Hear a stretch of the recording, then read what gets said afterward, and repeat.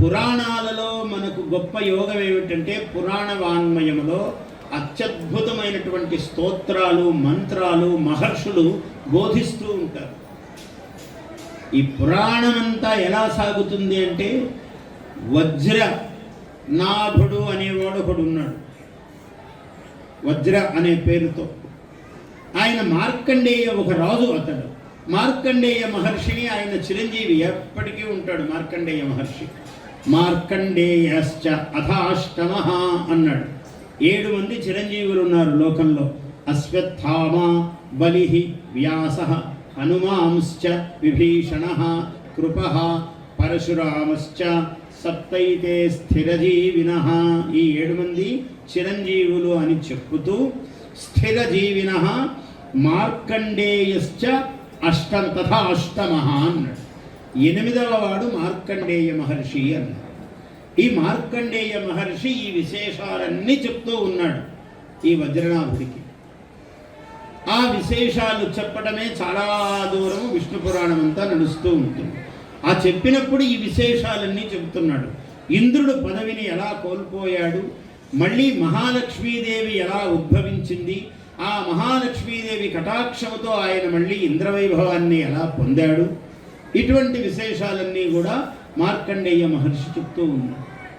ఇట్లా విష్ణు పురాణములో మహాలక్ష్మి సముద్భవము, మహాలక్ష్మీదేవి యొక్క అనుగ్రహము చేత ఇంద్రుడు సింహాసనము మీద మళ్ళీ కూర్చోవటము, త్రైలోక్యము యొక్క ఆధిపత్యమును పొందడము, ఇటువంటి స్తోత్రాలు మంత్రాలు ఉపదేశించి ఋషులు పురాణము యొక్క వైభవాన్ని పెంచారు.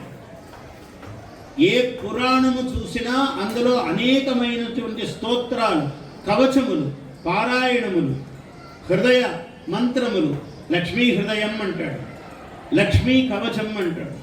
ఇటువంటి సరస్వతీ కవచం, అట్లే దుర్గా కవచం, ఇవన్నీ కూడా పురాణాల నుంచే వచ్చాయి.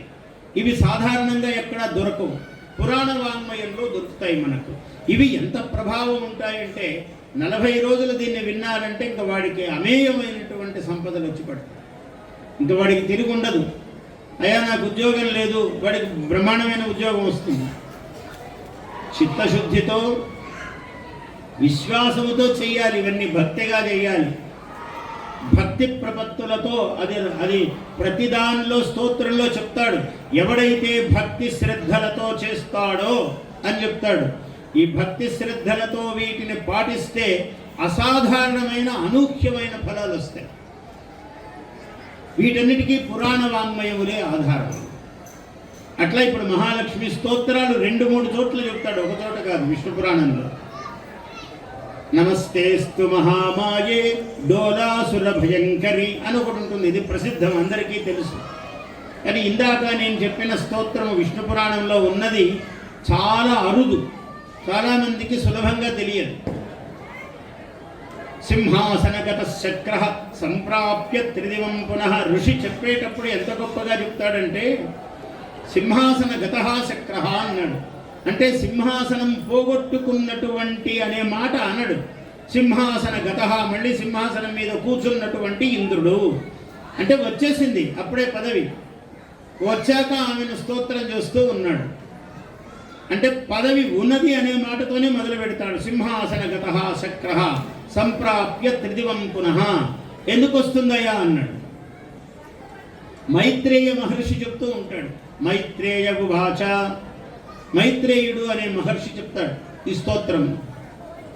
ఏం చెబుతాడు? అలక్ష్మీ కలహాధార నతే శ్వాస్తే కదాచన. ఎవరైతే ఈ శ్రీ స్తుతిని చేస్తారో అలక్ష్మీ కలహాధార, కలహాధార అయినటువంటి అలక్ష్మీదేవి అక్కడ ఉండదు. అంటే కలహము, పోట్లాటకు ఆధారము అలక్ష్మి. డబ్బు లేకపోవడమే పోట్లాటకు కారణం, కలహానికి ఆధారం.